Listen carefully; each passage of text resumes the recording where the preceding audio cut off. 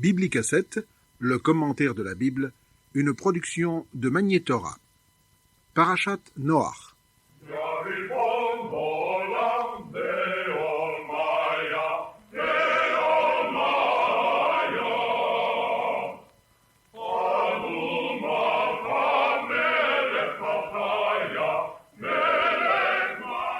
Le Talmud, dans le traité Shabbat, nous dit « Deux anges nous accompagnent le vendredi soir à notre retour de la synagogue. Un ange bon qui nous veut du bien, qui nous est favorable, et un ange mauvais qui nous veut du mal. Si en entrant chez soi, les bougies sont allumées, la table est dressée, la maison est en ordre, le bon ange dit « Qu'il en soit ainsi Shabbat prochain. » Et malgré lui, l'autre répond « Amen. » Mais si la maison est en désordre, si rien n'est prêt sur la table, si les bougies ne brillent pas, le mauvais ange dit alors « Qu'il en soit ainsi Shabbat prochain. » Et c'est le bon ange qui est obligé de répondre « Amen. »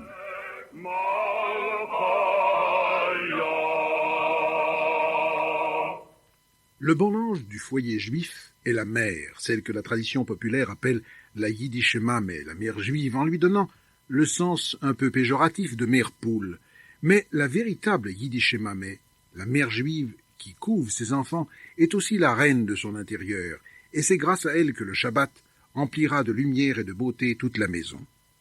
Qui n'a gardé dans un recoin de sa mémoire le souvenir de ces veillées de Shabbat, toutes emplies de chaleur humaine, d'harmonie familiale, quand le père et la mère et les enfants réunis autour de la table attendent dans le recueillement les premières paroles du Kiddush, la bénédiction sur le vin, qui rappelle le commandement du repos shabbatique, la sortie d'Égypte, et est en quelque sorte une profession de foi de toute la famille. Béni soit l'Éternel qui sanctifie le Shabbat. Baruch atah Hashem, Elokeinu melech haolam, borei peri hagafen. Le vin joue un rôle important dans le rituel juif. À Purim, par exemple, où il est permis d'en boire plus que de coutume, exceptionnellement, une fois l'an. À Pâques, Pessah, où il faut boire 4 verres au moins, mais surtout le samedi, le Shabbat, où le vin est béni à 3 reprises. Le vendredi soir, le samedi après l'office du matin et le samedi soir à la fin du Shabbat pour l'office de la Havdalah qui sépare le sacré du profane et marque le retour aux occupations quotidiennes.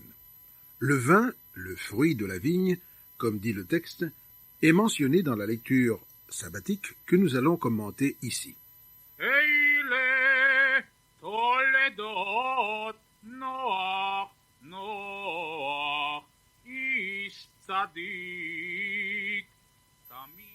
Genèse, chapitre 6, versets 9 à 22, et chapitre 7, 8, 9, 10 et 11.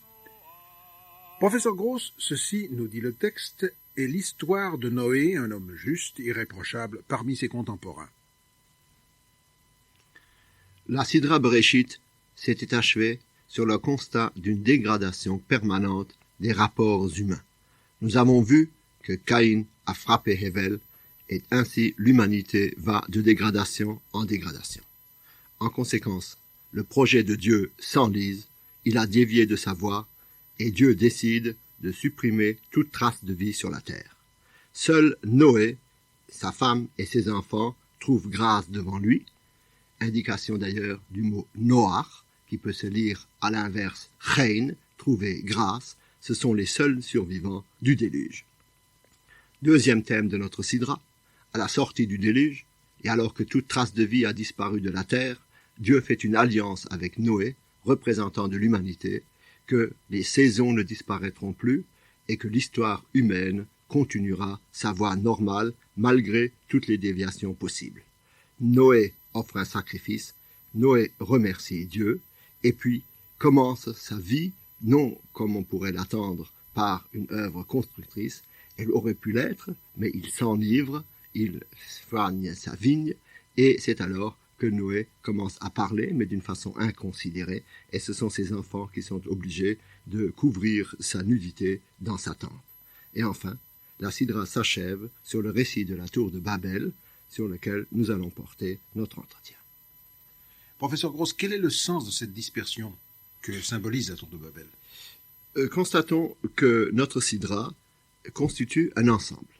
Elle débute par une faute et une destruction, et elle s'achève sur une faute et une dispersion, une destruction également. Quel est le rapport entre ces deux fautes qui encadrent notre paracha? Première faute, celle de la génération du déluge. Là, le texte est clair et nous dit d'une façon non ambiguë que la terre est remplie de violence. C'est-à-dire que les rapports humains se sont dégradés au point tel qu'il n'y a plus aucune relation de confiance entre les hommes. D'ailleurs, il y a un point qui illustre cette dégradation d'une façon remarquable, c'est que les hommes ne se parlent pas. Déjà Caïn et Abel ne se parlaient pas, et par conséquent, la violence devait compenser cette absence de dialogue. Cette absence de dialogue est particulièrement frappante dans la génération du déluge. Elle est frappante d'abord entre Noé et ses contemporains. Aucune parole n'est échangée entre Noé et ses contemporains sur ce qui va advenir, sur la faute qui les attend et sur la dégradation imminente de l'univers. D'autre part, Noé accepte ce que Dieu lui dit, sans réponse, il ne prie pas pour l'univers, il entre dans son arche et s'enferme dans son arche pour survivre. En un mot, Noé est un silencieux.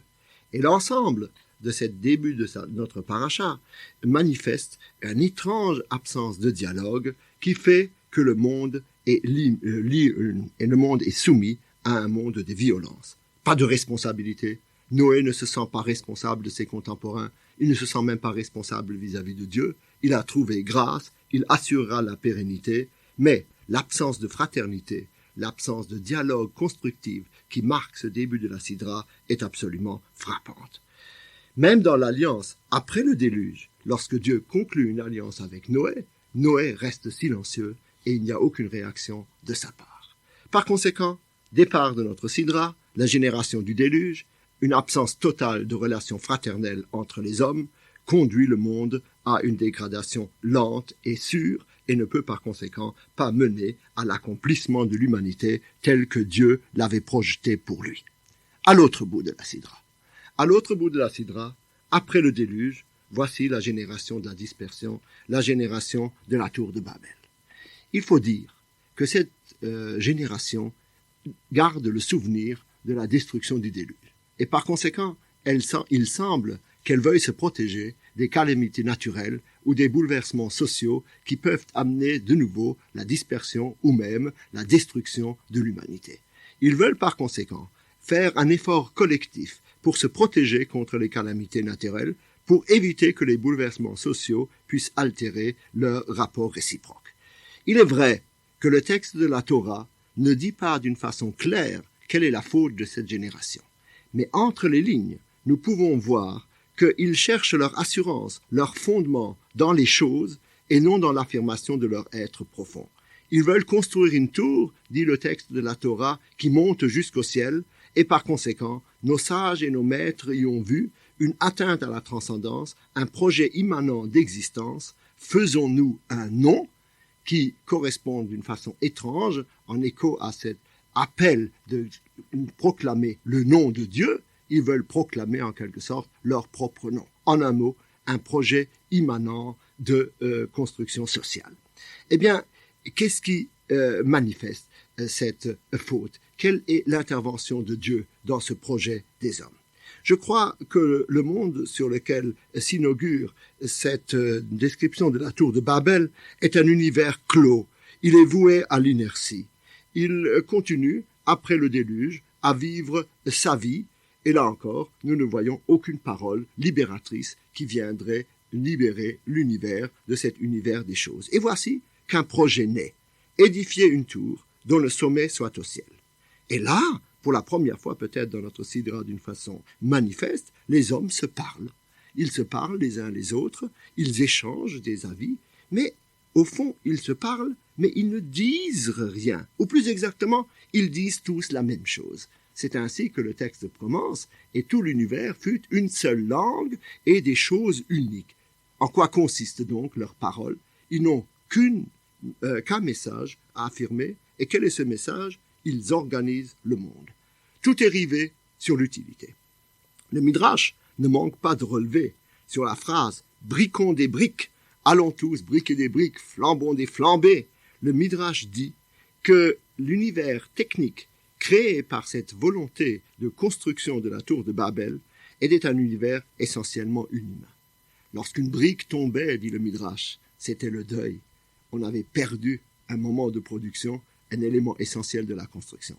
Mais lorsqu'un homme dégringolait de l'échafaudage et qu'il se brisait la nuque, eh bien, on le remplaçait par un autre et le tour était joué.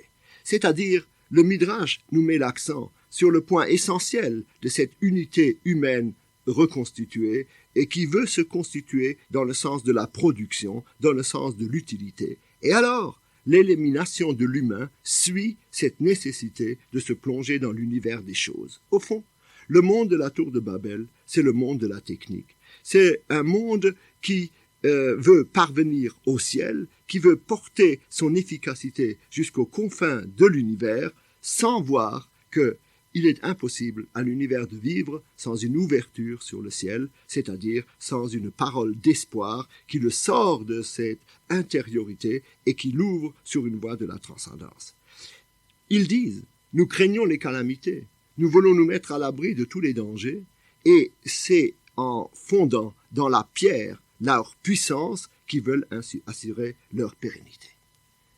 Voyons la réaction de Dieu à cette manifestation, à ce projet, en quelque sorte, de l'homme qui, semble-t-il, reprend le projet de Dieu. Eh bien, le texte nous dit, Dieu voit, Veze hechelam la asot. Voici qu'il commence à faire cela. Le mot hechelam, qui est employé ici, et qui n'est pas la première fois que la Bible l'emploie, mais chaque fois que la Bible l'emploie, il a un sens ambigu. Il signifie à la fois chol, chalo, commencer, et aussi profaner. Et en effet, cette activité humaine comporte en elle une ambiguïté. Cette invention est un commencement, une création, une ascension, une libération possible. Il est très heureux que les hommes se réunissent, s'unissent en vue d'un projet commun.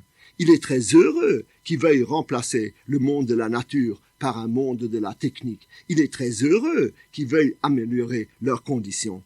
Et il ne semble pas que Dieu, à l'inverse de ce que nous connaissons dans la mythologie de Prométhée, que Dieu veuille arrêter ce projet. Ce n'est pas parce que l'homme invente et que l'homme fait projet de civilisation que Dieu serait jaloux de ce projet. Bien au contraire, Dieu appuie ce projet. Bravo à l'initiative humaine. Sur le monde de l'inertie, tel qu'il était avant le déluge, et même tel qu'il apparaît à la suite de Noé, eh bien, faire reculer la nature, construire, était une chose éminemment positive.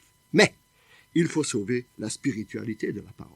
Cette parole des gens de la tour de Babel est une parole utilitaire. Elle est entièrement inscrite dans les choses. Elle n'est pas une insertion. Elle ne permet pas à l'homme de s'écarter des choses, de se soulever au-delà de l'objet. Au contraire, tout son projet de réflexion est soumis à la technicité et au langage des choses et non au langage humain. Eh bien, Dieu n'est pas contre le projet de la construction de la tour, mais il est pour sauver le sens spirituel de cette œuvre de civilisation. Et que fait-il? Eh bien, son projet est justement alors de sauver la communication. Nous voyons que la communication entre les hommes s'était perdue, puisque le projet de technique, le projet de réussite, le projet de productivité, le projet de réussite, eh bien, avait éliminé tout sens de l'humain. Il faut donner à l'homme, sans les empêcher de poursuivre leur travail de civilisation, de retrouver le sens de l'humain. Le sens de l'humain, c'est-à-dire le sens du dialogue, le sens de la parole. Comment le fait-il? Eh bien, par la confusion du langage. Pour retrouver le sens de la parole, pour que la communication soit un problème, je dirais même pour que la communication soit le problème, Dieu fait une Babel, c'est-à-dire la confusion des langages. Il répartit cette unité un peu factice en vue du projet qu'ils avaient conçu en un agglomérat de nations qui auront chacune leur parole et par conséquent le problème de la communication forcera à la responsabilité, à la prise en considération de l'autre. L'homme devra faire un effort pour comprendre l'homme, et par conséquent, il ne sera plus englué et enlisé uniquement dans le problème des choses, mais le problème humain deviendra le problème essentiel.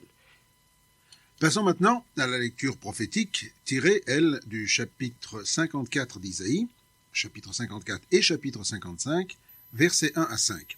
L'Éternel, dans ce texte, serait en faveur des enfants de la femme délaissée et console les enfants d'Israël abandonnés par les nations.